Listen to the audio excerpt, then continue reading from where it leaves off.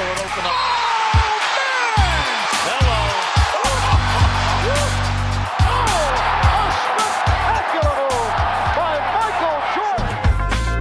Et salut à tous et salut à toutes, c'est Yonim et je suis une nouvelle fois très heureux de vous retrouver pour une nouvelle émission de Time Out, votre émission hebdo 100% basket, 100% NBA. Alors il y a une semaine tout pile, on parlait dans l'émission de la draft NBA, on disait que voilà, la semaine qui allait arriver, ça allait être une semaine un peu dingue.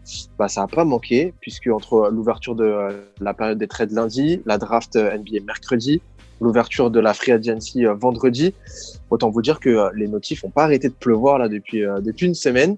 Au total, il y a plus d'une centaine de joueurs qui ont re-signé un contrat ou qui ont changé de team, qui sont passés peut-être de l'Est à l'Ouest pour certains, qui sont allés renforcer des prétendants au titre, d'autres voilà qui se sont intéressés à un autre projet.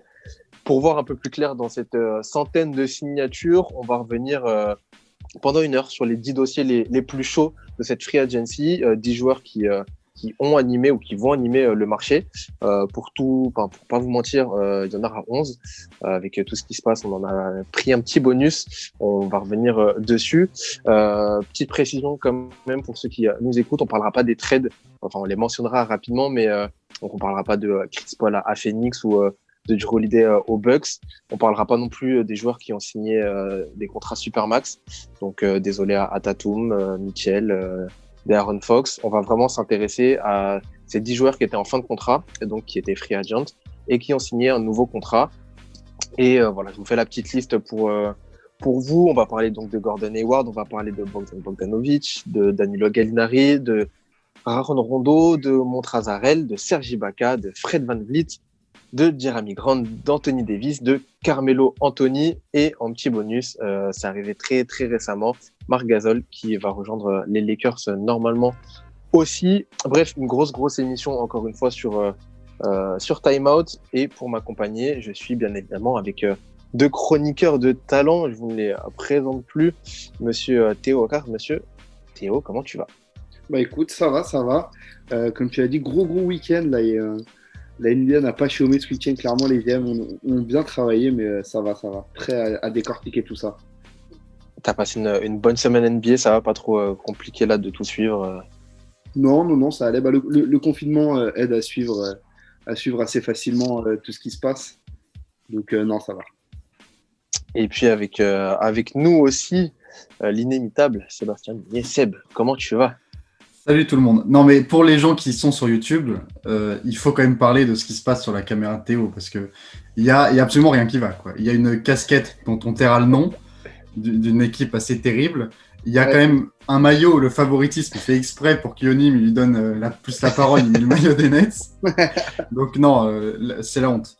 Mais sinon, moi, ça va. Et puis je trouve que cette free agency, contrairement aux autres années, elle était bien espacée. On a pu un peu... il y a eu des jours un peu tranquilles, quoi. Ça n'a pas été minuit 1, bam, enfin 18h01, bam, tout prendre un coup. C'est vrai qu'on a bien respiré, qu'on a bien le temps d'analyser chaque move et chaque signature. Voilà, messieurs, on n'oublie pas quand même le rêve de l'équipe que vous retrouverez très rapidement en live ou sur les prochaines émissions. Et puis, je suis obligé de vous parler de nos réseaux sociaux, bien évidemment. Vous pouvez nous retrouver sur Instagram, Timeout NBA Podcast. Vous pouvez nous retrouver sur Twitter, bien évidemment, Timeout-8 on air. Et puis sur Facebook et surtout sur YouTube. Tu fais bien de le mentionner, Seb, puisqu'on est aussi en vidéo sur YouTube avec pas mal de visuels qui vous récapent un peu l'émission. C'est toujours un peu plus ludique, c'est toujours un peu mieux. N'hésitez pas à aller jeter un petit coup d'œil, mettre des commentaires si vous voulez donner votre avis, si vous voulez râler contre Seb aussi. Ça fait toujours le favoritisme commence déjà. Attends. Dans les commentaires, ça fait toujours plaisir. Et puis voilà. Et si vous êtes sur Spotify, vous pouvez maintenant faire des listes apparemment. Du coup, c'est pratique pour écouter toutes les émissions. Bref, on ne perd pas plus de temps. Il y a beaucoup de choses à dire encore une fois pour cette émission. Mais si on est parti pour le temps mort le plus long de l'NBA, on est parti pour 1 heure de time-out.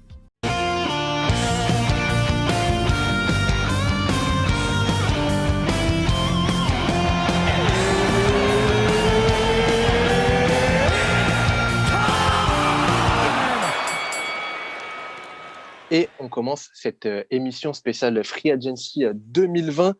Tu l'as dit, Seb, très espacé, très ludique. Voilà, on a bien le temps d'analyser chaque move, etc. On a pour le coup choisi 10 cas, 10 dossiers assez chauds sur cette Free Agency, en tout cas les plus gros joueurs. Il y a plein de signatures dont on va pas trop se mentir, on n'a pas grand-chose à foutre.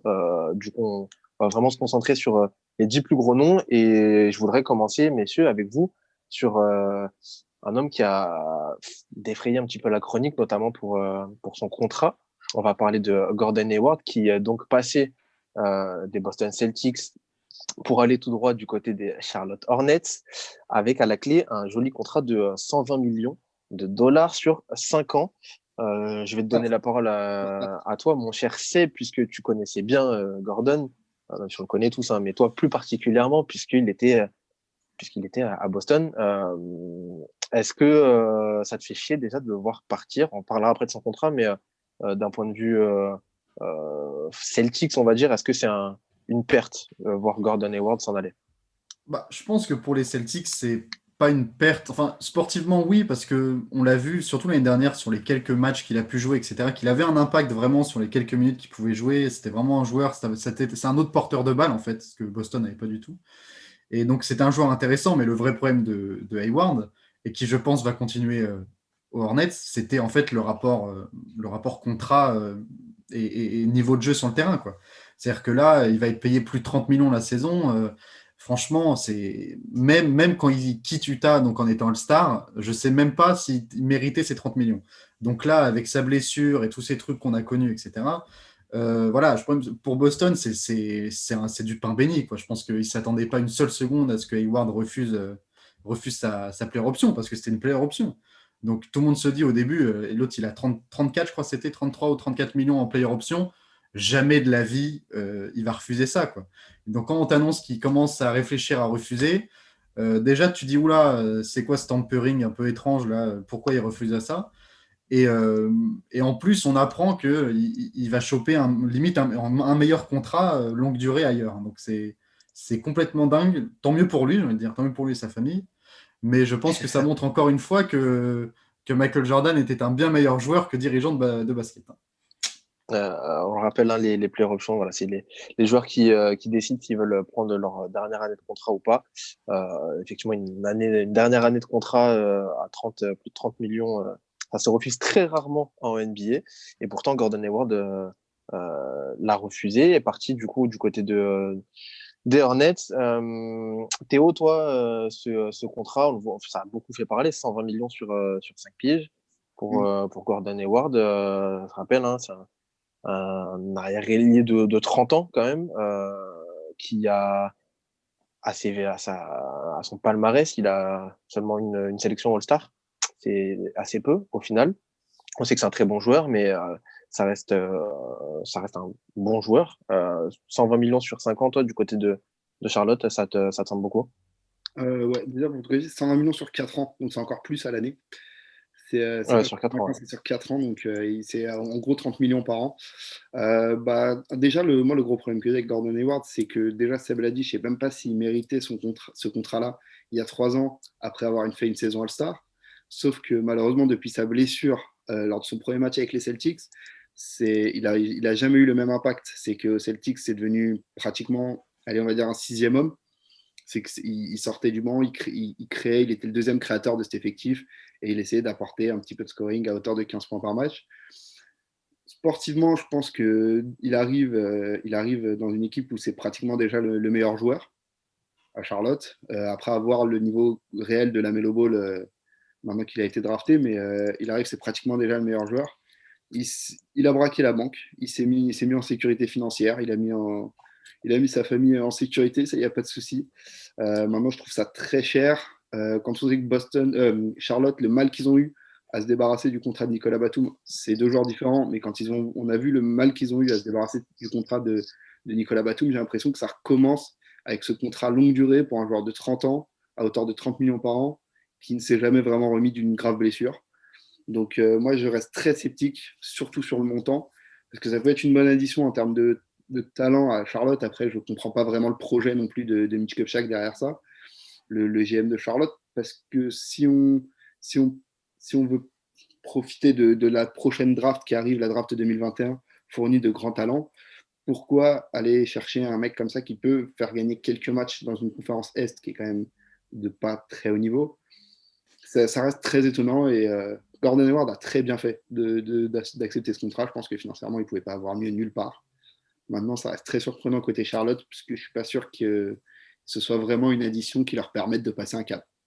Et puis, Ouais, et puis ils se plombent, je trouve qu'ils se plombent encore plus qu'avant au niveau finance, quoi. Parce que donc ils ont coupé Batum, c'est-à-dire quand tu coupes un contrat garanti, ça veut dire que tu dois le payer. Donc de toute manière, c'est pas comme si hop, on se débarrasse du contrat de Batum et on prend celui d'Hayward. C'est plus compliqué que ça. Ils vont avoir ce qu'on appelle du dead cap, donc une partie de leur salary cap chaque année qui va en fait être pris et reversé à Batum tous les ans. Sur 3 ans. Voilà, donc ça parle toujours de sign and trade avec les Celtics pour essayer peut-être bon bah voilà d'amortir un peu l'addition parce que c'est pas facile hein, dans une équipe qui n'avait pas beaucoup de cap de choper 30 millions et puis surtout ça pose une question comme tu disais Théo sur le management parce qu'on parle quand même d'une équipe qui l'année dernière a refusé de payer Kemba Walker, il voulait pas lui donner le contrat max et Walker a décidé, enfin le super max même, et Walker a décidé de partir. Et donc là, un an plus tard, il donne le même contrat, voire un meilleur contrat, à un type qui est clairement inférieur à Kemba, qui n'a pas l'impact émotionnel sur la ville, etc. Donc je ne sais pas, il y a une espèce d'incohérence sur 2 ans, quoi. C'est même pas du long terme. C'est d'une saison à l'autre, les cohérences sportives et de management ne sont pas les mêmes. Donc c'est étrange. Après, c'est sûr qu'en soi, tu perds Batum et tu récupères Hayward. C'est pas non plus. Tu step up, je pense, parce que Hayward, là, il va être le patron, hein, donc il va avoir beaucoup plus d'importance qu'à Boston. Hein. C'est aussi pour ça qu'il voulait partir, Hayward. Hein. C'est parce qu'il sentait bien que c'était pas son équipe du tout, quoi. Qu'il y avait au moins 3 joueurs devant lui qui étaient meilleurs que lui et qui avaient plus d'impact. Donc là, j'imagine j'espère pour lui qu'il va montrer un peu plus et qu'il va remonter un niveau. Mais dans tous les cas, c'est trop cher. et on verra ce que ça donnera du côté de Ernest. Tu l'as dit, la conférence Est est un peu plus faible que la conférence Ouest. Ça, c'est pas nouveau. Est-ce que ça va permettre à Charlotte de monter un peu dans ce classement? J'essaye de vous mettre, si vous êtes sur YouTube, notamment la deep chart des équipes. C'est assez difficile, je vais pas vous mentir. Les sites sont pas tous à jour entre la draft, la free agency, les trades, etc. Ce qui me permet aussi de vous rappeler que tout ce dont on va parler n'est pas encore officiel pour la plupart. On est sur des très grosses rumeurs ou des confirmations orales. Rien n'est signé et on verra tout à l'heure avec Bogdan. Il faut faire attention à tout ce qui est entre guillemets officiel pour l'instant. C'est vrai sur Twitter, on aime bien tweeter à grands coups de officiel. Pour l'instant, rien n'est officiel. Donc attention à tout ça. Le rooster là de Charlotte, en tout cas le 5 majeur, on partirait sur du Devontae Graham à la main avec pourquoi pas Terry Rozier à côté en tant qu'arrière. Gordon Hayward qui prendrait la place de Miles Bridges sur le poste 3. Et puis toujours P.J. Washington et Cody Zeller ou Bismack Biyombo à l'intérieur, en sachant que la Melo Ball est donc arrivée à cette draft NBA et potentiellement prendrait la place de Graham ou de Rozier. On ne sait pas encore. Voilà, c'est un effectif assez intéressant, mais assez léger quand même. Bah, il va s'amuser, hein, la Melo Ball. Oh putain. On lui donne des armes pour l'aider, quoi.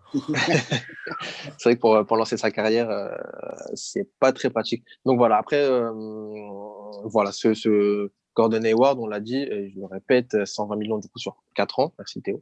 Je sais pas pourquoi j'étais parti sur 5 piges. Ça fait beaucoup pour lui, à voir comment il va gérer ce contrat aussi. Tu l'as dit, Seb, c'est un poids aussi pour les joueurs, des gros contrats, et ça les aide pas forcément dans leur carrière après. Est-ce qu'il a les épaules pour ça? On verra du côté des Hornets. Messieurs, si vous le voulez bien, on va passer à un autre joueur, cette fois-ci qui n'a pas signé, en tout cas encore moins officiellement. Faut qu'on s'attarde vraiment sur son cas parce que ça a été un micmac assez improbable. On parle bien évidemment de Bogdan Bogdanovic, qui donc joue au Sacramento Kings. qui était free agent, qui devait partir et on avait euh, des grosses rumeurs officielles de Bogdan Bogdanovic qui partait du côté de Milwaukee dans un sign and trade. Tout ça pour que, au final, pas du tout. Le joueur, il veut pas. Non merci. Gros bordel. Et là, maintenant, on est du côté de. Les rumeurs l'envoient du côté d'Atlanta, où potentiellement, il toucherait un contrat de 72 millions sur 4 ans. Cette fois-ci, donc à peu près 18 millions par an pour l'arrière de 28 ans là du côté des Kings. Est-ce que vous pouvez, je sais pas Théo, je sais que tu un petit peu suivi ce bordel du côté de sign and trade, etc. Comment ça s'est passé là pour lui et c'est quoi le problème du côté de Milwaukee, du côté des Kings? Alors en fait, Bordel. ils sont pas tout à fait d'accord sur les versions, notamment les insiders américains, mais en gros, apparemment, déjà Bogdan Bogdanovic n'aurait pas formulé d'accord pour partir à Milwaukee, ce qui est obligatoire dans le cadre d'un sign and trade. Et surtout, ce qui est le gros point noir, en tout cas du côté de Milwaukee, c'est que le fait qu'il soit agent libre, ce trade ne peut pas se faire tant que le marché des agents libres n'était pas ouvert, ce qui n'était pas le cas au moment où ça a été annoncé. Donc du coup, il y a eu une erreur des Kings qui apparemment n'aurait pas prévenu Bogdan Bogdanovic que c'était les Bucks dans le cadre du sign and trade, il lui aurait à peine fait signer le contrat. De l'autre côté, on a Milwaukee qui n'a pas fait ça au bon moment et qui du coup va très probablement prendre une amende pour tampering. Donc c'était assez bizarre ce qui s'est passé. C'est assez rare quand même ces trades annulés d'un coup comme ça. Mais voilà, après le joueur, je pense que ça reste un très bon joueur. Il a que 28 ans, entre guillemets. Là, on va dire qu'il rentre dans son prime, ou il est dans son prime actuellement. Et donc, ouais, là, du coup, comme tu disais, il y a une offre de 72 millions sur 4 ans qui a été faite par Atlanta. Il faut rappeler que le fait qu'il soit restricted free agent permet aux Kings de matcher l'offre, du coup, de proposer exactement la même offre qui obligerait le joueur à signer chez les Kings et qu'en plus, il ne pourrait pas le trader tout de suite. Donc, donc à voir maintenant, les Kings ont 2 jours pour le faire, à partir du moment où l'offre a été proposée. Donc là, il doit rester à peu près 24 heures aux Kings pour prendre leur décision de matcher ou pas l'offre. S'il part à Atlanta, je pense que ce sera une très bonne addition pour Atlanta, qui clairement affiche l'envie d'aller jouer les playoffs cette année. Et je pense qu'il apportera énormément de choses. Et c'est vrai qu'Atlanta manque d'un créateur derrière Trae Young. Ils ont amené Rajon Rondo, mais là, ils auraient Bogdan Bogdanovic qui est un profil beaucoup plus scoreur, qui est en sortie de banc ou à côté de Trae Young, même si ça risque de faire des trous d'air défensivement de le mettre titulaire avec Trae Young, mais qui apporterait du scoring, du ball handling et qui ferait énormément de bien au banc des Hawks. Après, je pense qu'Atlanta, pour Atlanta, c'est parfait. Et puis surtout, Atlanta fait une super free agency, je trouve. Hein. Ça faisait quand même depuis l'arrivée de Trae Young, on se disait, bon, quand est-ce qu'ils vont passer la seconde, entre guillemets. Et là, on sent que ça y est, ça commence à. Voilà, il l'entoure de vétérans, etc. Donc, si ça marche, c'est un super, super coup parce que c'était limite, avant que Hayward signe son gros contrat, c'était le mec qui était le plus recherché, on va dire, de cette draft, de cette free agency, si on compte pas Anthony Davis. Donc, c'est un super coup s'il le signe. Maintenant, je pense que pour les Kings, c'est limite obligatoire. Quoi. Si je vois pas comment ils peuvent se passer de lui sans avoir un vrai retour en arrière dans leur projet sportif. C'est compliqué déjà que le projet sportif des Kings, c'est pas non plus, c'est pas le truc le plus joli du monde en ce moment. Ils peuvent théoriquement s'aligner, donc je vois pas comment ils peuvent refuser quoi.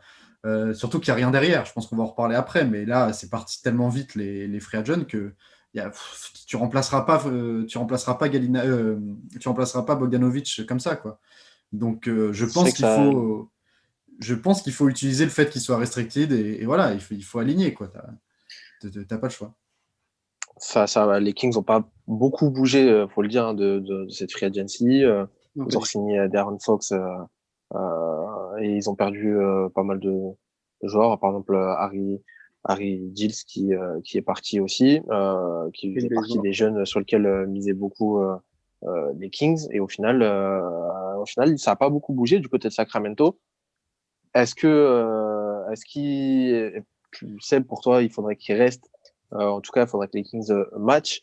Parce que d'une, le joueur a envie, on sait qu'il a quand même envie de partir. Enfin, en tout cas, il montre des signes d'envie de départ.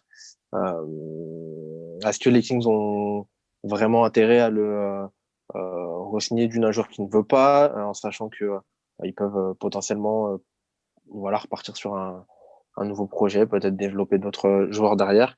Théo, toi, de ce point de vue-là, tu serais de quel côté? Est-ce que pour toi, il vaut mieux qu'il parte du côté d'Atlanta? On parlera d'Atlanta juste après, de toute façon. Après, Ou moi, est-ce que vaut mieux qu'il reste du côté de Sacramento? pour le joueur, pour moi, je pense qu'il serait mieux du côté de l'Atlanta. Maintenant, Sacramento, là où moi je suis peut-être pas forcément d'accord avec Seb, c'est que le projet sportif de Sacramento, enfin, il est encombré, on va dire, des contrats de l'année dernière de Bud Hield et d'Harrison Barnes, qui au final n'ont vraiment pas fait, n'ont pas amélioré cette équipe au point de les amener en playoff, en tout cas. Et le projet de Sacramento n'est pas très clair, parce que notamment Harrison Barnes et Bud Hield, c'est des joueurs qu'on retrouve très très régulièrement dans les rumeurs de transfert. Euh, à la draft, on va dire qu'ils ont eu de la chance parce ils ont réussi à tomber sur un joueur qui était prévu plus haut que ça dans les mock drafts, Tyrese Haliburton, qui joue sur les postes 1-2. Donc à voir après quel est le projet de Sacramento. Est-ce que c'est de faire progresser De'Aaron Fox, Tyrese Haliburton et de repartir dans une énième reconstruction, ou est-ce que c'est vraiment d'essayer de continuer petit à petit à progresser? Dans ce cas-là, Bogdan Bogdanovic, ça paraît forcément obligatoire de matcher l'offre. C'est Sacramento, je suis dans le flou parce que j'arrive vraiment pas à savoir quel est leur projet. Et je commence à croire que même eux, ils savent pas vraiment quel est leur projet. Ils ont un nouveau GM, on ne sait pas exactement ce qu'il a envie de mettre en place. Et c'est ni la draft ni la free agency qui vont nous aider pour ça parce qu'il a très peu bougé. Ces joueurs ont été dans très peu de rumeurs, même si on a entendu Bud Hield, notamment du côté de Philadelphie, mais à part ça, il n'y a pas eu trop de rumeurs sur les joueurs de Sacramento. Il a verrouillé De'Aaron Fox, ce qui paraît logique. Maintenant, on ne sait pas où il va. Et Sacramento, on ne sait pas où ils vont du tout. Et c'est toujours embêtant pour un nouveau management de ne pas montrer quel est le chemin que la franchise va prendre.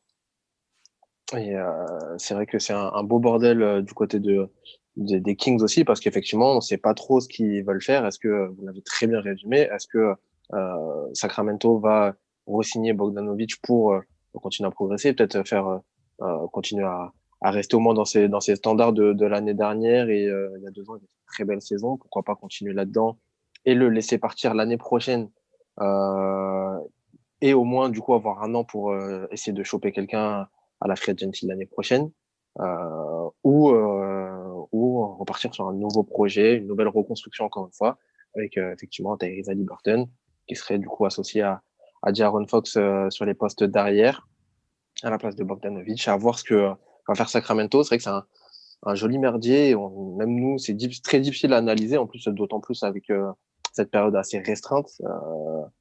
On fera des previews de la saison juste avant la reprise des premiers matchs. On essaiera de voir un peu ce que vont faire. On aura peut-être une meilleure visibilité sur Sacramento, mais c'est vrai que pour l'instant, assez difficile à voir et à comprendre ce que veulent faire les Kings. On va rester du côté d'Atlanta, messieurs, si vous le voulez bien, avec le troisième joueur qui a un peu fait parler de lui là ces derniers jours. C'est Danilo Gallinari, vous l'avez mentionné. On est sur un joueur qui était assez courtisé. C'est pas le nom le plus clinquant de la ligue, mais pourtant c'est quelqu'un qui avait des talents à revendre et qui est donc parti du côté d'Atlanta, qui est parti d'OKC et qui a pris un contrat de 61,5 millions sur 3 ans. Cette fois-ci, Danilo Gallinari. Seb, qu'est-ce que tu penses toi de ce contrat et est-ce que c'est une bonne pièce à ajouter pour cet effectif des Hawks? Bah, super, franchement, super coup des Hawks. Moi, je ne les attendais pas sur le dossier du tout, quoi. Je me disais, euh, je me disais bon, Gallinari, il nous avait fait rire, hein, parce qu'il avait annoncé des trucs comme quoi, allez, choisissez où je vais après, etc. C'était un peu étrange, quoi. Mais je me disais, bon, lui, il avait le profil parfait. Il a toujours d'ailleurs du lieutenant, de la troisième très très bonne option dans une équipe qui joue le titre, quoi. Moi, je pensais vraiment il pouvait aller jouer, je sais pas, il pouvait aller aux Clippers, il pouvait aller aux Sixers, il pouvait aller dans des équipes comme ça. Il a choisi un autre projet. Euh, je pense que pour Atlanta, c'est parfait. pour Gallinari, ça dépend de comment il va jouer en fait à Atlanta, tout simplement. C'est un joueur que, bon, moi personnellement, je suis pas dingue de joueur parce que je pense qu'il a, au-delà de sa technique, je trouve que en termes de caractère, je pense que c'est un mec très très chiant. Mais donc à voir comment ça va matcher Atlanta. Mais, euh, mais ça va vraiment dépendre. Ça peut être un super coup ou ça peut être un gros bust. Après, l'avantage, c'est 3 ans, c'est pas mal. Il a quand même 32 ans hein, déjà, Gallinari. Donc là, voilà, tu te le mets pas trop dans les pattes non plus. Et si c'est une catastrophe, bon, ça va.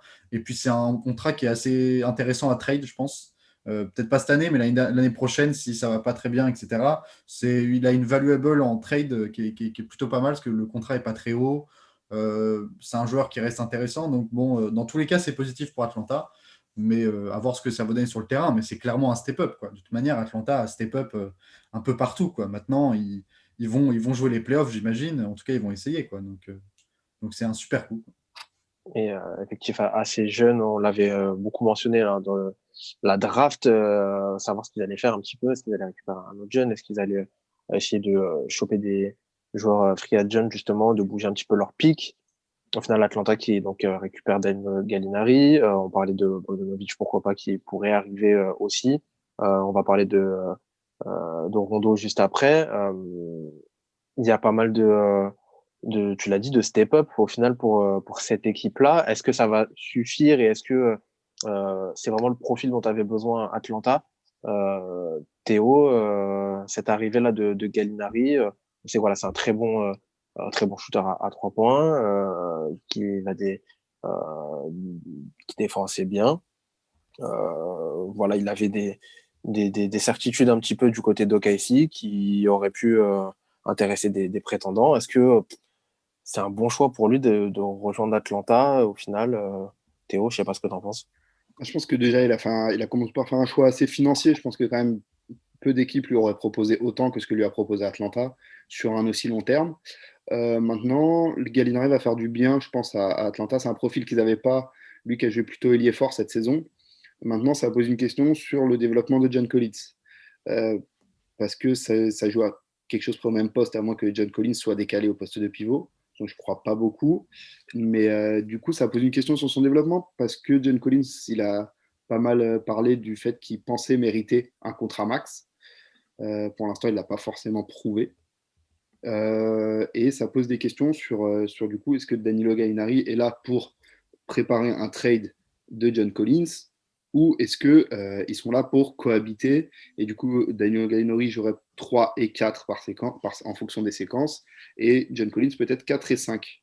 Et du coup, mais quoi qu'il arrive, Atlanta fait une bonne pioche, s'améliore, va chercher un vétéran qui fonctionne parfaitement dans le rôle qui lui est demandé, qui sait très bien ce qu'il doit faire sur un terrain de basket, sur un parquet, qui sait, qui sait comment aller en playoff, qui sait comment tirer le meilleur des joueurs, qui a travaillé quand même avec des grands joueurs de la ligue, hein, notamment Chris Paul la saison dernière.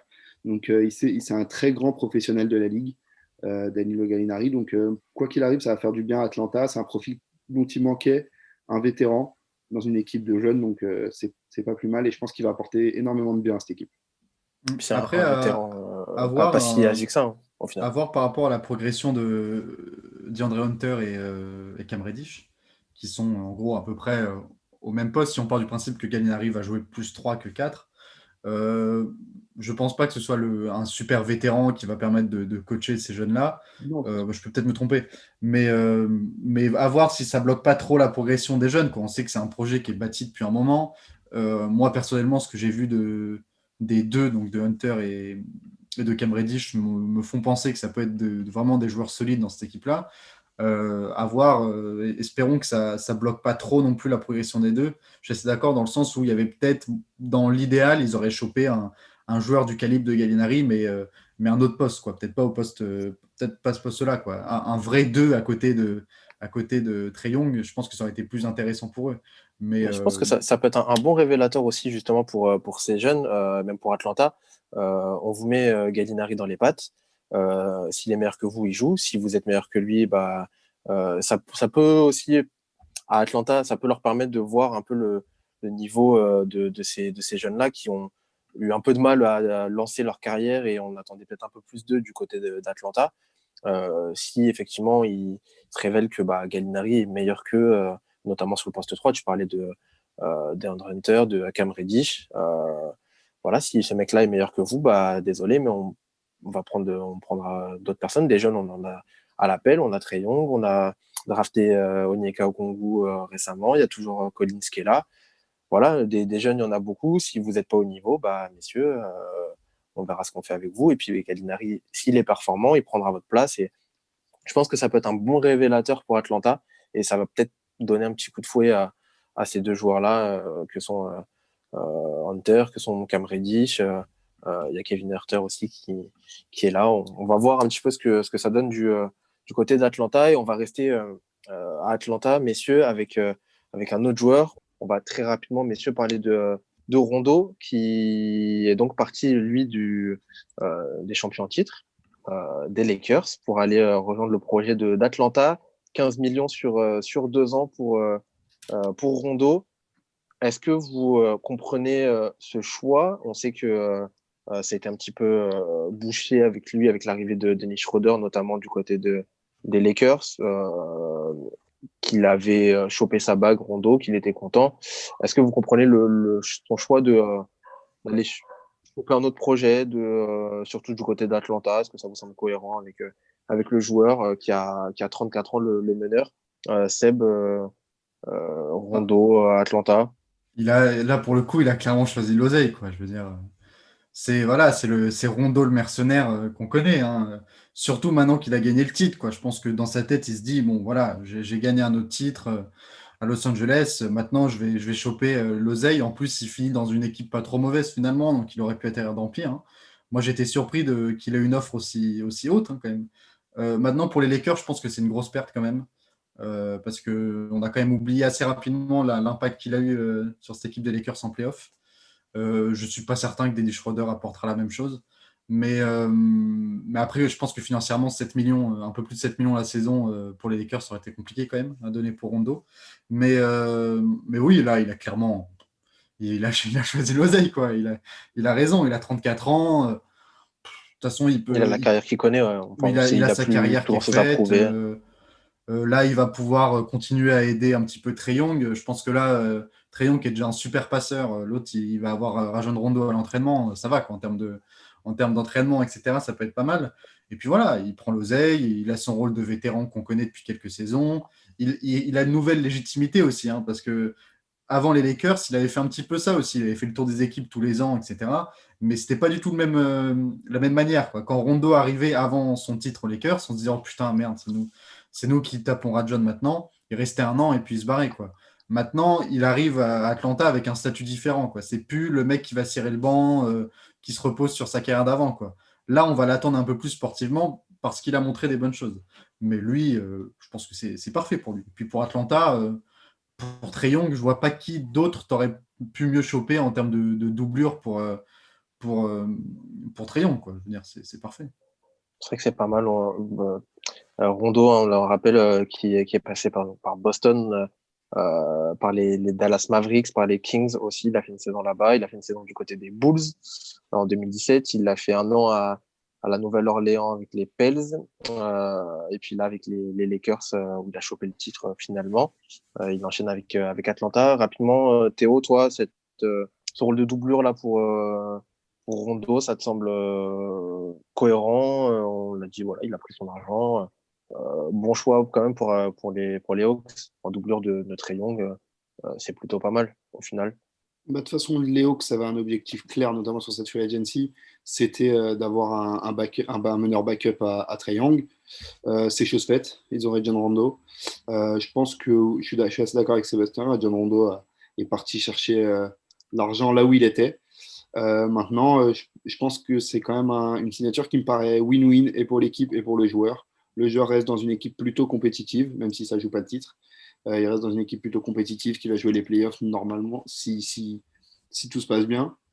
Et derrière, Atlanta qui avait besoin de ce porteur de balle dans sa seconde unit, de ce meneur vétéran derrière Trae Young, le récupère avec Rajon Rondo.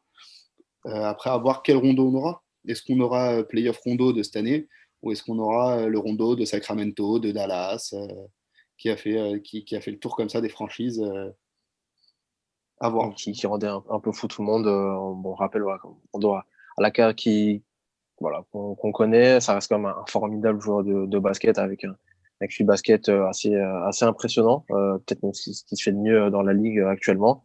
Est-ce que, à voir comment Atlanta arrive à exploiter ces talents-là. On espère que à Atlanta, en tout cas, il arrive à s'éclater en doublure.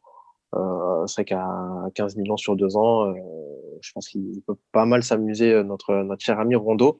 Et puis, rapidement, Atlanta, surtout, je pense qu'ils cherchaient un mec qui était capable de jouer, quoi. Parce que finalement, ils avaient rechopé Jeff Teague cette année, qui était revenu au Bercail. Jeff Teague, c'est toujours un joueur C'est qui vrai. est capable de faire de super choses, qui est un petit peu dans le même profil que Rondo, finalement. Mais le problème de Jeff Teague sur ces dernières années, c'est il est tout le temps blessé, quoi. Ou il est jamais là. C'est ça le problème de Jeff Teague. Là, il chope un mec qui, quand même, a une hygiène de vie qui est quand même un peu plus propre, qui est rarement blessé, qui joue souvent. Rien que pour ça, c'est pas mal. Après, est-ce que ça vaut 7 millions? Je sais pas. Mais oui, voilà, là, ils ont enfin un backup qui va être là. Parce que moi, je pense que d'ailleurs, Boston a fait plutôt un bon coup en chopant Jeff Teague, en partant du principe qu'il sera présent. Mais là, oui, là, tu step up clairement, quoi. Et puis, c'est Et une c'est vrai équipe qui a qu'il du cap, donc bon, faut le donner, hein. c'est c'est ça, il y a de l'argent à dépenser, autant le dépenser pour des joueurs comme Rondo. Et puis, Euh, c'est aussi la réalité des petits marchés. C'est à un bon, moment, attention à ce que tu dis sur les petits marchés. non, mais Non, merde, on va avoir des problèmes. Attention à ce que tu dis sur les au bout petits d'un moment, marchés. Mesure tes propos. c'est quand même la réalité de la NBA pour avoir des free agents qui ont quand même un certain niveau. Bah, il faut bien les payer. Et je pense que c'est notamment le cas avec Rajon Rondo qui aurait pu signer peut-être dans d'autres marchés pour moins et qui a préféré prendre l'argent du côté d'Atlanta. Attention, Mm. tu marches sur des œufs avec cette question des petits marchés. Écoute, Justement, messieurs, en ce moment. on va aller voir sur un gros marché. Je n'ai pas peur de le dire, messieurs. On va rester à l'équipe qui l'a vu partir, Rondo, les Lakers. Et ben les Lakers, ils ont enregistré des belles arrivées là récemment. On a parlé de Dennis Schroeder qui arrivait à la période des trades. Et là, en free agent, on a un joueur qui faut qu'on parle de lui, Montrezl. C'est important pourquoi? Parce que Montrezl est passé de Los Angeles Clippers aux Los Angeles Lakers et c'est pas commun et c'est surtout une belle pioche pour les Lakers puisqu'il récupère le meilleur sixième homme de la ligue, tout simplement, l'un des meilleurs joueurs de banc, un très bon pivot, 26 ans. Il le récupère pour 19 millions sur 2 ans. Et surtout, ils affaiblissent un concurrent direct au titre, même si on pourra débattre la pré-saison de ce statut de concurrent direct pour le titre. Mais en tout cas, c'est un prétendant très fort du côté des Clippers pour les Lakers. Et là, ils affaiblissent un adversaire direct avec Montrezl qui arrive à Los Angeles. Est-ce que, Seb, toi, t'as compris déjà cette arrivée? Est-ce que tu le vois d'un bon œil? On sait que les fans des Clippers, Voilà.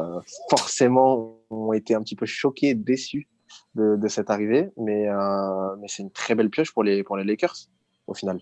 Je suis pas sûr. Je suis pas si sûr que ça, moi.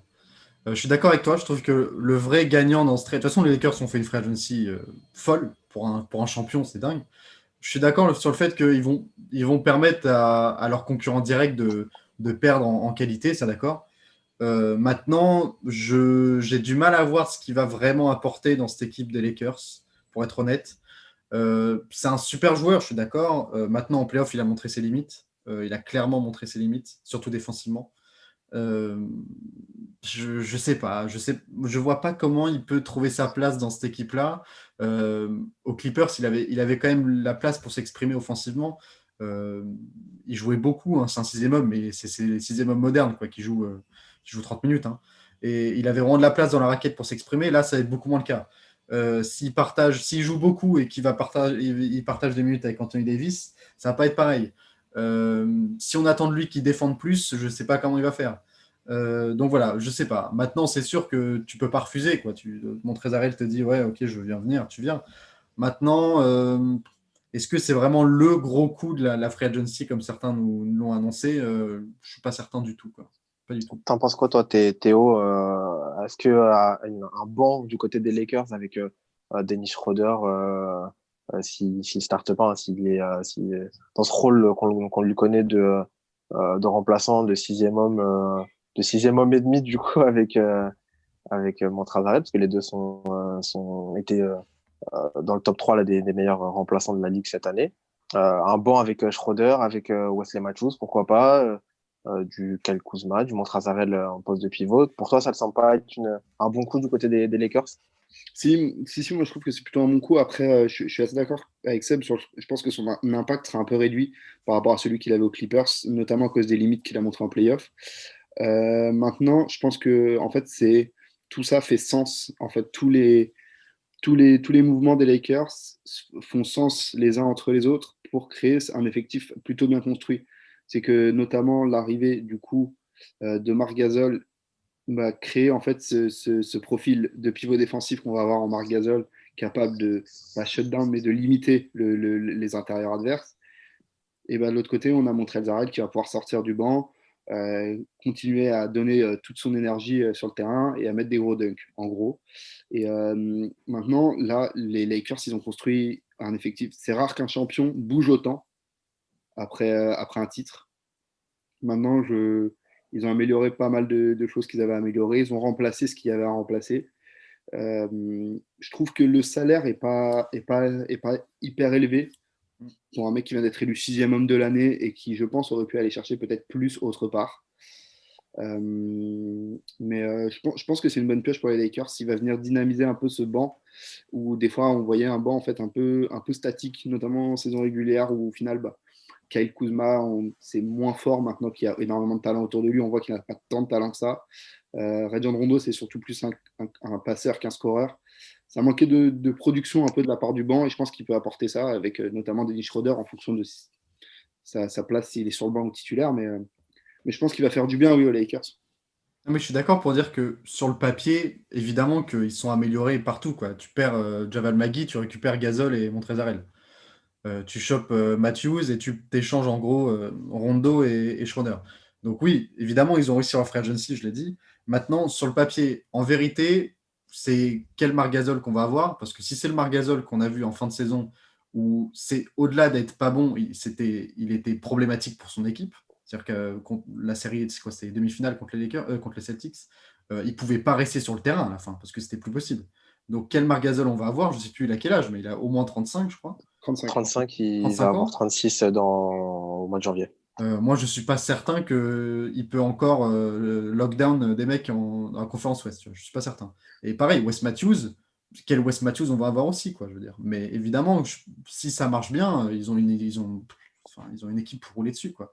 Et après, c'est sûr que Montrezl Harrell, pour parler de lui un petit peu, ça en dit beaucoup sur la personne qu'il est, quoi, parce que, comme tu le dis, non, mais c'est vrai, il aurait pu avoir autant d'argent aux Clippers, voire plus. Il aurait pu avoir beaucoup plus d'argent ailleurs.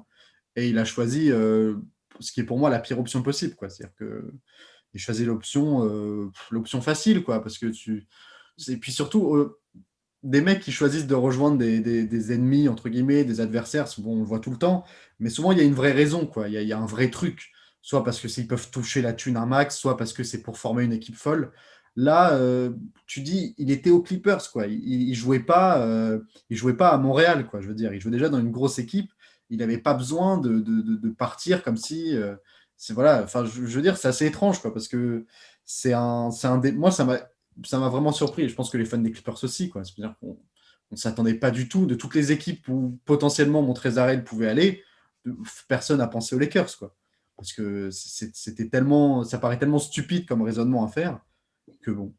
Après, voilà, hein, chacun fait comme il veut. S'il préfère être du côté de Lakers dans la ville que des Clippers, bon, il changera pas de maison, quoi, déjà. C'est ça, au moins, il n'aura pas à déménager, notre cher ami Montrezl. Euh, voilà, c'est vrai que c'est un joli coup, en tout cas sur le papier. Forcément, ça va demander à voir ce que ça va donner du côté des Lakers. Et est-ce que, en tout cas, les Lakers restent favoris au titre. Ça bouge pas. Quand tu gardes LeBron James, on va voir ce que fait Anthony Davis, on en parlera tout à l'heure, mais ça reste quand même un gros candidat au titre et la Free Agency l'a prouvé une nouvelle fois. Je voudrais quand même, messieurs, qu'on reste à Los Angeles et qu'on parle un petit peu de ces Clippers-là qui ont donc perdu Montrezl Harrell. mais qui vont voir en tout cas arriver un autre free agent qui était très attendu, qui a mis une petite photo dans l'avion en mode hey, à votre avis, où c'est que je vais? Et ben, monsieur est parti du côté de la Californie pour aller justement aux Clippers. On parle de Serge Ibaka, qui donc quitte les Raptors de Toronto pour aller du côté des Clippers. Cette fois-ci, pareil, le même contrat que Montrezl, 19 millions sur 2 ans. Pour Serge Ibaka, Théo, voilà, un pivot de 31 ans qui quitte donc la conférence Est pour aller à l'Ouest, qui a gagné un titre avec les, les Raptors, qui va rejoindre son ami Kawhi, avec qui il avait gagné le titre aux Raptors, justement, pour aller en chercher un autre du côté des Clippers. Ça te semble crédible? Est-ce que pour toi, ça te semble être une bonne solution de remplacement, entre guillemets, pour Montrezl Ah, bah, du côté des Clips ou pas? bah, pour moi, c'est plus que du remplacement, c'est une amélioration, dans le sens où on a vu en playoff, les Clippers se sont clairement fait manger par Jokic en demi-finale de conférence. Ils se sont fait manger par Jokic, mais vraiment. Et je pense que justement, Montrezl et Ivica Zubac sont deux joueurs qui sont vraiment pas mobiles. Zubac peut contrer, mais ça reste très limite. Et je pense qu'ils ont apporté vraiment un peu de, comme on dit, un peu de steak à mettre dans la raquette, un joueur solide, dur au mal, qui va pas hésiter à défendre. Et puis un joueur qui a. Joachim Noah? Ah, non, pardon, je pensais que tu parlais de... Ah non, on parle de mecs qui jouent encore au basket là. Non, mais Ah, pardon. non, non, et puis tiens, contrairement à Joachim Noah, Serge Ibaka a prouvé qu'il était capable de shooter, vraiment. Lui, en NBA, de mettre des 3 points en match, il sait le faire. C'est un Ibaka moi, que je trouve en constante progression depuis son départ du Thunder, hein. Je trouve qu'il a jamais, et puis il a jamais eu ce truc. Il y a eu le moment un peu difficile à Orlando, mais dès qu'il arrive aux Raptors, il a tout de suite su retrouver sa place. Et je pense que c'est un joueur qui va énormément apporter aux Clippers de stabilité dans cette raquette, où on a vu qu'en playoff, bah, ça a manqué. C'est là où ça a fait mal aussi. On a vu que Kristaps Porzingis a pu faire mal aux Clippers au premier tour. Derrière, ils prennent Jokic qui les sort avec Jamal Murray. Donc, ils avaient besoin de se renforcer à ce poste-là. Ils l'ont fait. Je pense qu'ils l'ont fait avec ce que je considère comme être l'un des meilleurs agents libres à ce poste-là et de ce profil-là, avec Tristan Thompson. Donc, je pense que quoi qu'il arrive, il va faire du bien à cette équipe, et il va améliorer cette équipe. Ouais. Ah Et ouais, ça non. reste un gros, enfin, malgré son âge, malgré effectivement des moments un peu difficiles, tu l'as dit, il a prouvé que ça restait l'une des références à son poste dans la ligue. Et c'est vrai que beaucoup de monde l'attendait dans son équipe. Voilà, moi, en tant que fan des Nets, j'avais envie que Serge Ibaka, c'était compliqué, mais ça m'aurait fait plaisir qu'il vienne parce que voilà, il a prouvé qu'il avait encore le niveau pour la ligue. Et c'est vrai que c'est une bonne arrivée du côté des Clippers. Rapidement, Seb, toi, t'en penses quoi de cette arrivée? Tu partages l'avis de Théo sur Oui, non, non, je suis euh, d'accord. J'aime beaucoup Tristan Thompson, hein, mais là pour moi c'est quand même un niveau au-dessus. Il va apporter des choses que Montrezl ne peut pas faire. On parle quand même d'un type qui. Il a quel âge? 31 ans? 32 ans? 31. Euh, il reste pour moi sur sa meilleure saison en carrière l'année dernière, limite en fait. Ses playoffs, elles sont folles. Il est à 50% à 3 points, le mec. Il est en feu et toute la saison, il a été monstrueux. Il va apporter du stretching à cette équipe des Clippers. Il va apporter de la défense. Il va apporter. C'est un energizer, quoi. Je veux dire, pour moi, c'est vraiment un super coup. Euh, Après avoir l'adaptation aussi, hein. On sait qu'aux Raptors, plus les années ont avancé, plus il a eu un rôle important.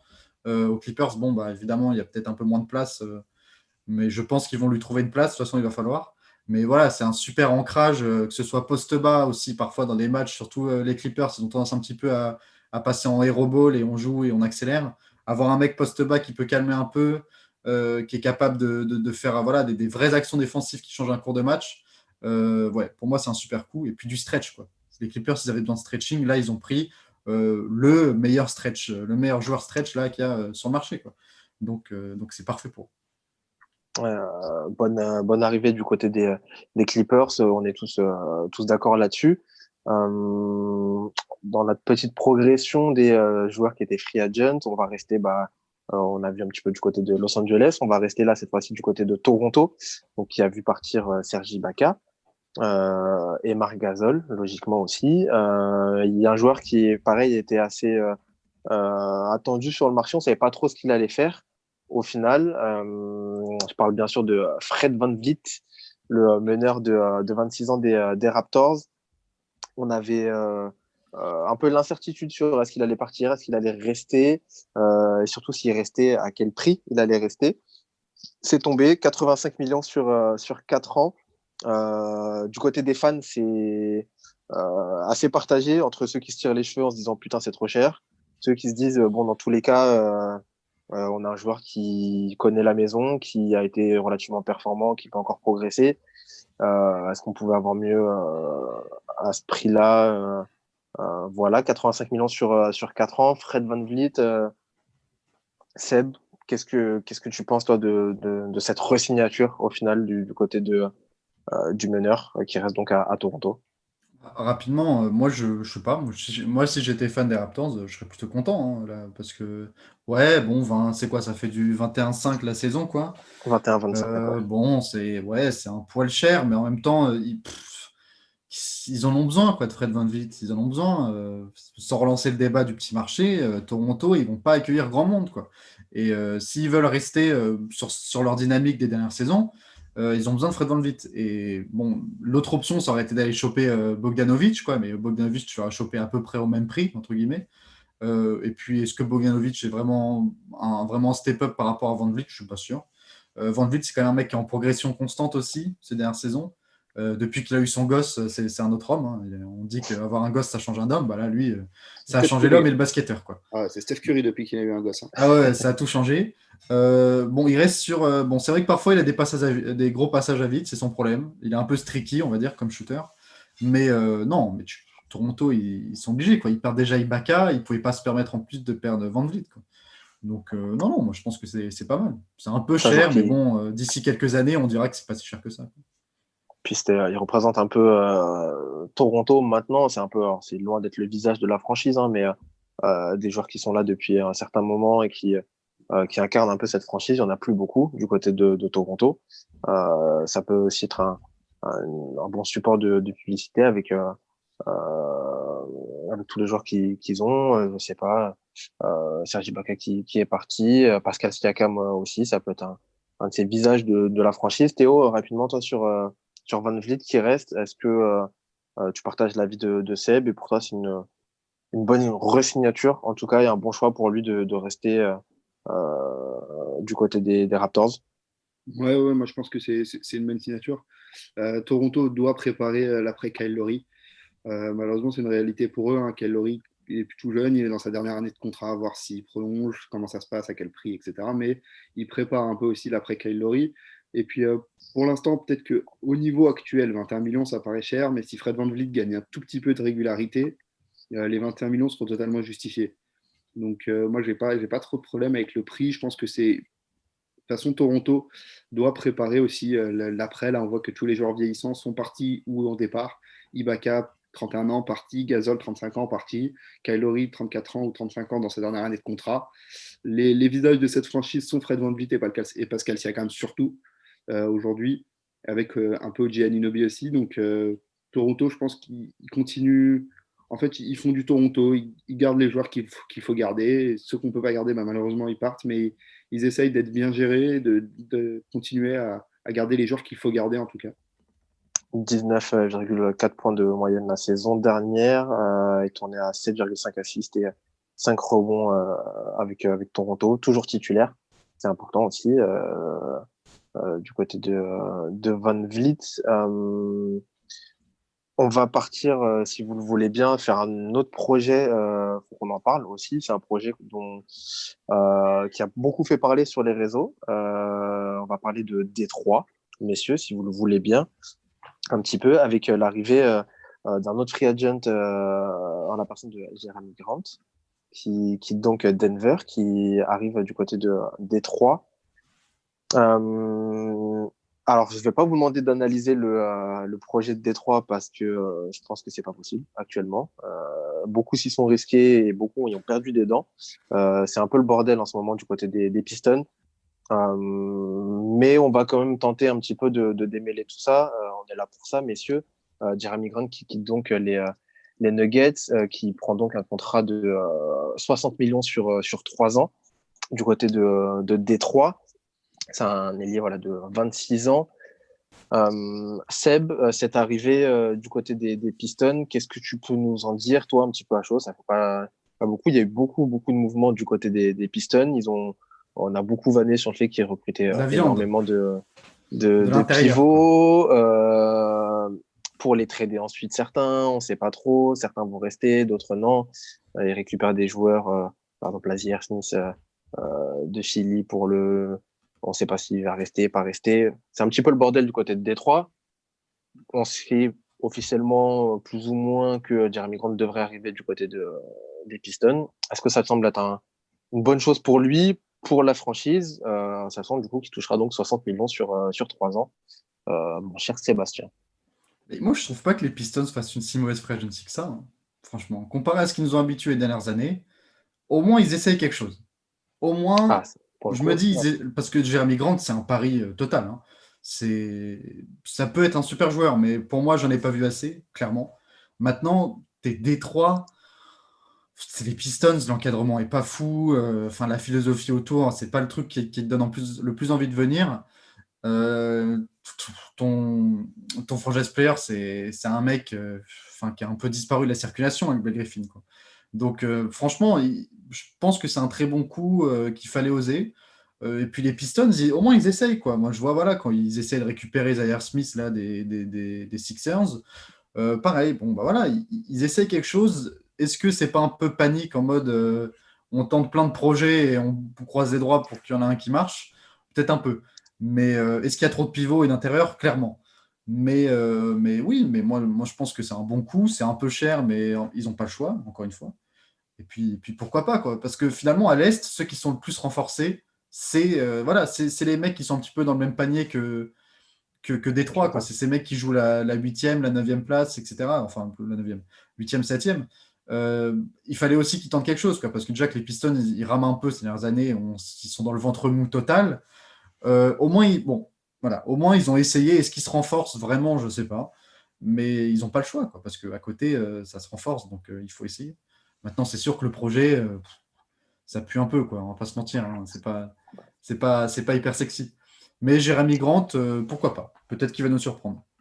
Théo, 20 millions sur Jeremy Grant, sur un mec qui tournait la saison dernière à 12 points de moyenne, qui était à 3,5 rebonds, 1,2 assists en moyenne par match, qui a start que 24 matchs l'année dernière avec les Nuggets, qui était vraiment une troisième option, voire quatrième option derrière Jokic. Comment tu vois ça, toi, du côté des Nuggets, enfin, des Pistons, pardon. Cher, pas cher, bon choix, bon pari. Alors moi déjà je trouve ça quand même très cher pour Jeremy Grant parce que j'ai l'impression, après je me trompe peut-être et j'espère pour Détroit que je me trompe, hein, mais j'ai l'impression qu'il a à peu près déjà atteint son plancher et qu'il ne pourra pas aller beaucoup plus haut offensivement. Maintenant, il a fait énormément de bien à Denver défensivement, hein, notamment la série contre les Clippers. C'est lui qui a défendu le plus longtemps Kawhi sur toute la série et de plutôt belle manière, même si défendre Kawhi, c'est pas toujours facile.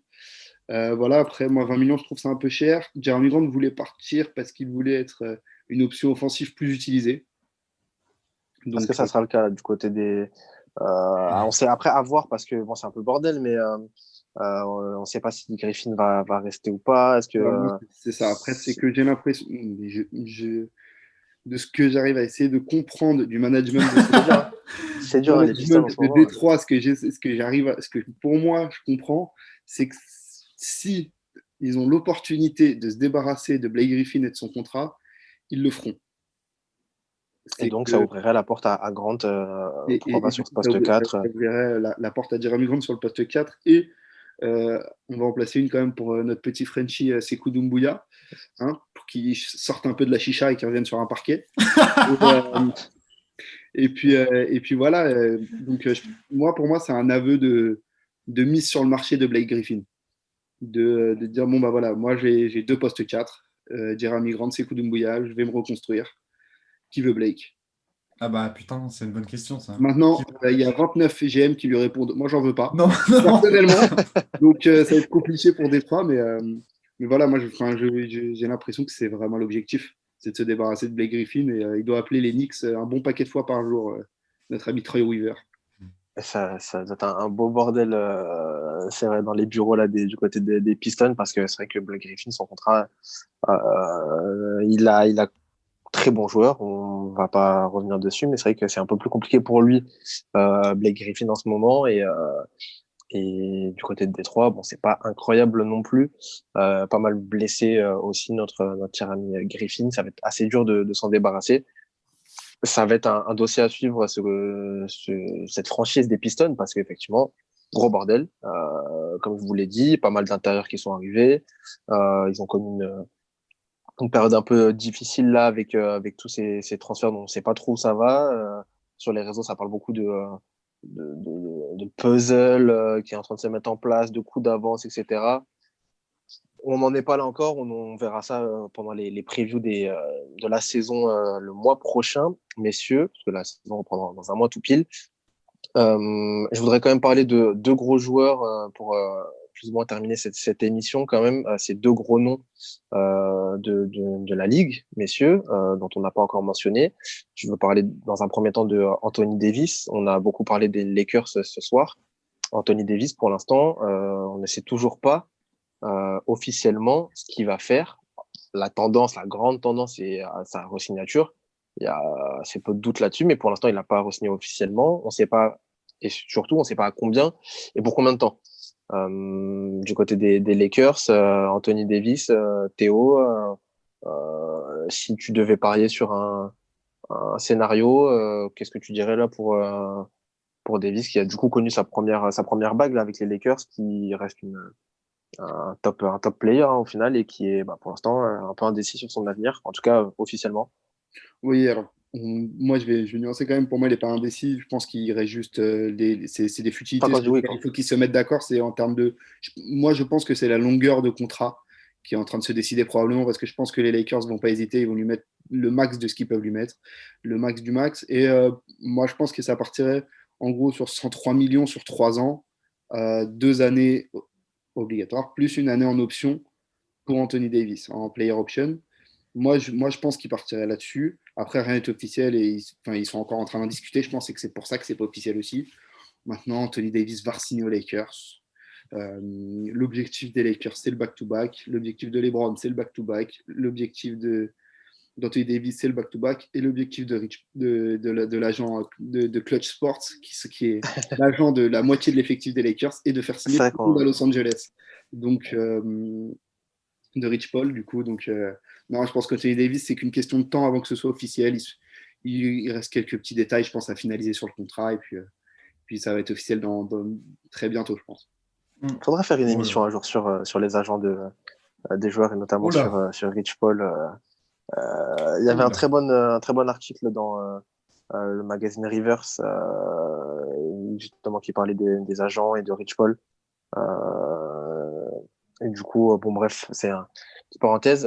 Seb, toi, c'est le scénario toi qui te semble le plus probable. C'est quand je disais indécis, c'est effectivement sur la durée et peut-être le montant précis avec la player ou pas. Pour Davis, toi, est-ce qu'il y a un scénario qui semble se dégager pour toi, Seb, sur Bah, Davis? oui, non, moi je pense que ça va finir comme l'a dit Théo. Après, pour les Lakers, pour voir dans le futur un petit peu, il faut, je pense, faire gaffe à ce que le deuxième contrat de LeBron, parce que LeBron, donc il est free agent à la fin de la saison, mais on imagine qu'il va. Je crois que c'est à la fin de la saison, je crois qu'il a une player option, si je dis Oui, pas il de y a une player bêtises. option à la fin de la saison. Donc bon, en général, il a décline et il fait ce qu'on appelle un plus un, quoi. Donc il re-signe, etc. Attention, est-ce que à la fin du prochain contrat de Davis, les deux soient pas free agent au même moment?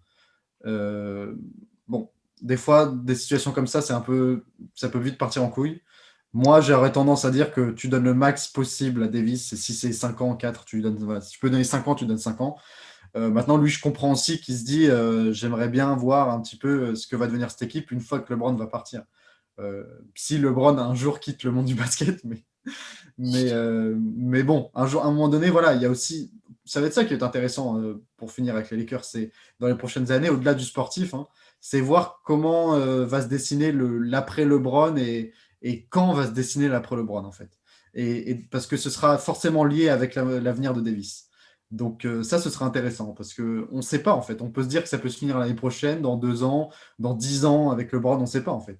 Et c'est ça qui est hyper intéressant. Donc Davis, je pense que lui, il serait favorable à, comme l'a dit Théo, faire encore des petits trucs assez courts, quoi, 2, 3 saisons, pour, au cas où c'est la merde, peut se barrer, quoi. Effectivement, c'est un dossier à suivre, ce durée de contrat. Et effectivement, je serais de ton avis aussi de le signer au maximum le plus longtemps possible, en tout cas. Et, voilà, après, ça, s'il reste, tant mieux. Si jamais ça part un peu en couille, comme tu l'as dit, bah, ça reste quand même une monnaie d'échange dans les années à venir. Si jamais il n'y a plus de LeBron James, tu peux au moins récupérer des contrats, des assets. C'est une belle monnaie d'échange, même s'il veut plus rester dans 3, 4, 5 ans. Mais pour l'instant, je pense qu'il est bien du côté des Lakers et je pense qu'avec lui, tu peux aller chercher plusieurs titres. Et ça peut être une belle histoire pour Davis qui a beaucoup galéré du côté des Pels. Je voulais vous le mettre en bonus, mais parlons-en vite fait, messieurs, quand même. Après, on parlera de Carmelo Anthony, notre 10e dossier chaud de la soirée. Je vous l'ai mis en bonus parce que ça reste un gros nom, on en a vite fait parler. Marc Gasol, qui donc les Raptors et qui arrive donc aux Lakers. Euh, Est-ce que c'est un bon choix quand même pour les Lakers? Vous l'avez mentionné vite fait, messieurs. En 2-2, Seb.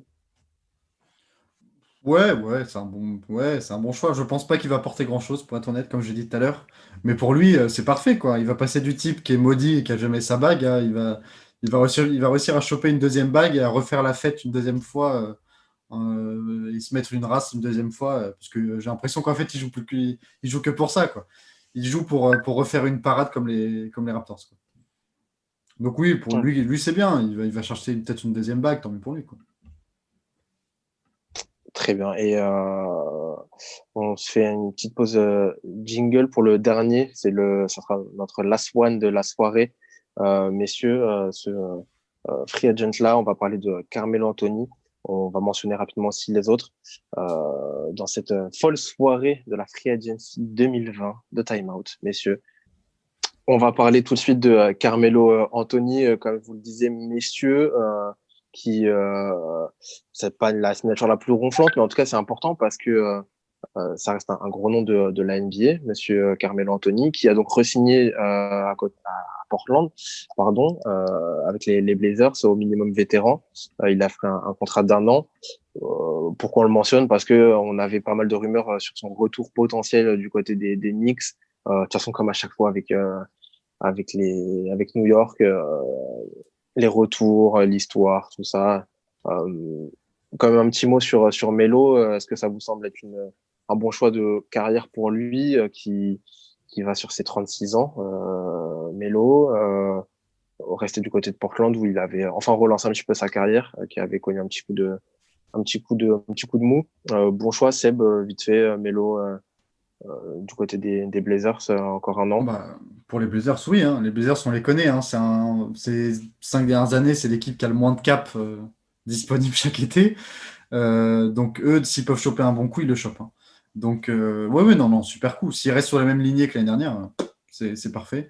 Et pour Carmelo, moi, j'ai quand même l'impression qu'il n'y a finalement pas grand monde qui le veut. J'ai cette impression en termes de favoris, hein, je pense. Il y a beaucoup de gens, à part peut-être l'entourage de LeBron, qui se dit, allez, on le ramène. Je pense qu'il est un petit peu, voilà, il est un peu laissé de côté chez les favoris.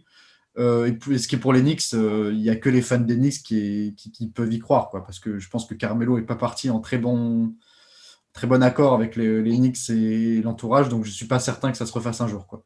Donc oui, bon choix pour les deux parties, et puis pour Carmelo, voilà. je pense que c'est peut-être la meilleure option qu'il avait pour lui. Je pense que personne de vraiment contender leur aurait proposé quoi que ce soit, quoi. Et ça fait une belle histoire, en tout cas, du côté de Melo, qui arrive un peu, comme je disais, à se relancer du côté des Blazers et qui avait fait une saison assez solide. Au final, on avait un peu de doute sur lui. Au final, il a pas mal réussi son retour en tant que joueur professionnel de basket. Melo, messieurs, on en a fait 10. On a donc parlé les 10 dossiers les plus chauds, les 11 dossiers, on va dire, aller en petit bonus de cette free agency. Comme je vous le disais, il y a plus d'une centaine de signatures qui s'est faites en 3 jours, 4 jours. On va pas tous les faire. Petite mention quand même pour certains joueurs que je vais vous mentionner, que je vais noter là maintenant, dont on parlera pas forcément ou qu'on parlera plus tard sur les previews de saison. Je pense à Christian Wood qui est parti à Houston, qui a donc quitté les Pistons. Joe Harris qui a re-signé du côté de Brooklyn et j'en suis ravi, messieurs. Goran Dragic qui a re-signé du côté de Miami, qui était l'un des éléments qui a peut-être manqué à Miami pour aller chercher le titre, et Dragic qui re-signe donc du côté du Heat, Malik Beasley qui a re-signé avec les Wolves, Didier Augustin aussi, Wes Matthews, on l'a mentionné rapidement, qui est parti à Los Angeles avec les Lakers, Davis Bertans qui a re-signé avec Washington. C'est une bonne chose pour eux, en tout cas. Pour lui, je sais pas, mais pour eux, en tout cas, c'est une bonne chose, qui a une très belle, enfin, qui a prouvé qu'il méritait en tout cas une extension de contrat. Théo, je vais pas te brimer là-dessus. Tu peux te lâcher. Il y a un joueur que tu voulais, un dossier que tu voulais extraire encore. On n'en a pas du tout parlé. On a parlé de ces intérieurs qui partaient de l'est à l'ouest, de ces intérieurs qui arrivaient du côté de Los Angeles. Là, on a un intérieur qui est parti de Los Angeles pour aller à l'ouest. Je vais parler bien évidemment de Dwight Howard qui a signé du côté de Philadelphie. Théo, c'est ton moment. Ouais, alors, déjà sur le fit, moi je suis pas si convaincu que ça, que ce soit un très bon fit, hein, parce que dans l'NBA moderne, jouer avec deux pivots comme ça, mais de vrais pivots qui ne peuvent jouer que pivots et qui ne peuvent pas jouer ensemble, je suis quand même assez sceptique sur le fit vraiment. Maintenant, je pense que Dwight Howard, s'il ressort la saison qui vient de sortir aux Lakers, il va faire un bien fou à Philly. Parce que notre pivot remplaçant l'année dernière, c'était quand même Kylo Quinn ou Norvel Pell. Donc, si tu veux, il y a un vrai step-up. Après, même si pour moi, ce n'était pas la priorité de Philadelphie, je pense que Daryl Morey a fait du très bon travail. Et Dwight Howard, moi, c'est un joueur que j'ai toujours apprécié et toujours aimé soutenir, même quand c'était dur, même quand il était, on va dire pas très bon, notamment à l'époque Hornets, ou quand il a fait comme ça, c'est quand il a fait le tour des franchises comme ça, de Houston, en passant à Charlotte, après il est parti à Washington, il a un peu traîné partout, et de le revoir à ce niveau-là, et puis quand même, l'espèce de fausse prolongation aux Lakers pour finalement partir à Philadelphie, je trouvais ça marrant, mais je suis content de cette prise de Philadelphie. Encore une fois, un move intelligent de la part de Daryl Morey. C'est vrai que c'était un beau moment entre oui, je vais re-signer, les tweets qui disent oui, je re-signe. En fait, non, on efface pour annoncer 5 minutes plus tard, je suis à Philadelphie. Et effectivement, Dwight Howard qui arrive. Ce qui est bien, c'est que les fans des Sixers, ils s'enthousiasment pour peu, quoi. C'est ça qu'on aime chez eux. C'est que...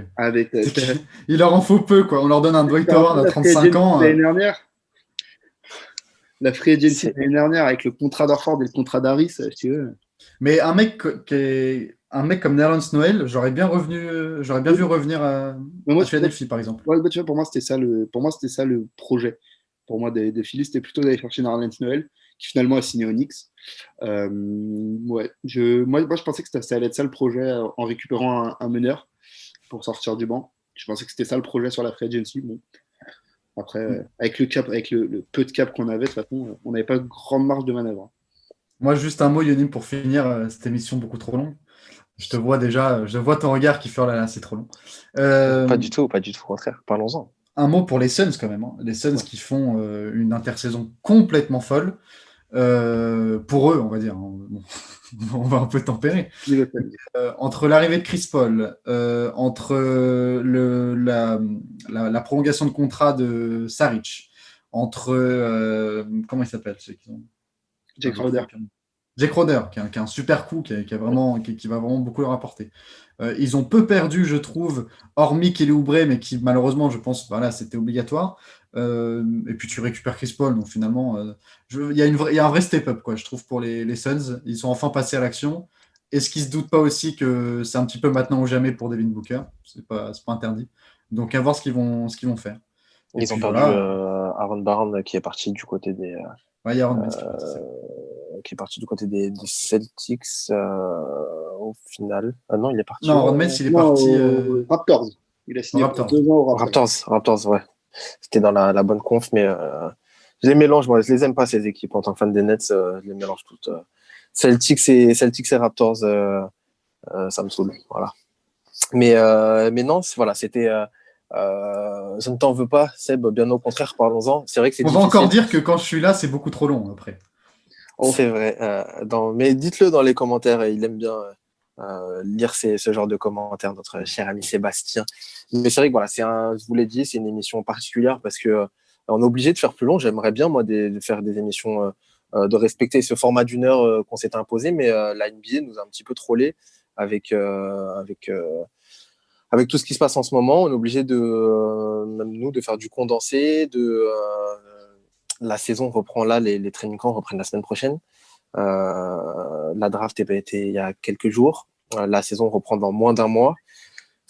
Tout s'enchaîne très très vite et ça nous oblige à faire des compromis et donc de faire des émissions un peu plus longues. J'espère que ça vous plaira quand même. N'hésitez pas, si ça vous plaît, à liker cette émission sur YouTube, à partager aussi sur les réseaux, sur Twitter, sur Insta. Messieurs, sur Insta, Time Out NBA Podcast, sur Twitter, Time Out On Air, et puis à mettre des commentaires un petit peu partout. N'hésitez pas. Je vous remercie, les gars. On se donne rendez-vous, nous, la semaine prochaine. On n'est pas encore sûr du programme de la semaine prochaine. On verra. On était parti peut-être sur une émission sur les meilleurs et les pires contrats de la Ligue. Ça va dépendre un petit peu de ce que nous dicte l'actualité. Faisant une émission toutes les semaines, faut qu'on s'adapte à ce que nous dit la NBA. En tout cas, sachez que vous aurez des émissions de preview les 2 semaines avant la reprise. Voilà, donc au moins on peut vous teaser ça. Et puis pour la semaine prochaine, vous verrez bien, ça sera la surprise. Merci beaucoup, Seb, Théo. Merci à toi. Merci à toi. Et puis on attend Arden Nets maintenant. Et cet enregistrement va s'arrêter. On pourra le mettre dans les pires contrats, au moins on anticipe déjà l'émission d'après. C'est ça.